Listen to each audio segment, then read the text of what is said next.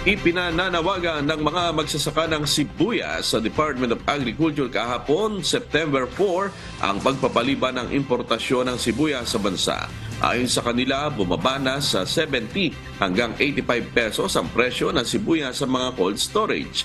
Nalulugi na umano sila dahil sa pagdagsa ng mga imported na sibuyas sa merkado. Noong nakarang buwan ay inaprubahan ng Bureau of Plant Industry ang importasyon ng pulang sibuyas. Pero nauna rito ay nagparating na rin ng mga puting sibuyas nitong mga nagdaang buwan. Ayon naman sa Department of Agriculture, pag-aaralan nila ang hiling ng mga magsasaka.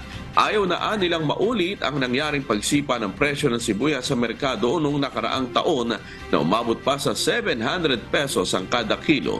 Pakinggan po natin ang pahayag ni Agriculture Deputy Spokesperson ASEC Rex Estoperez.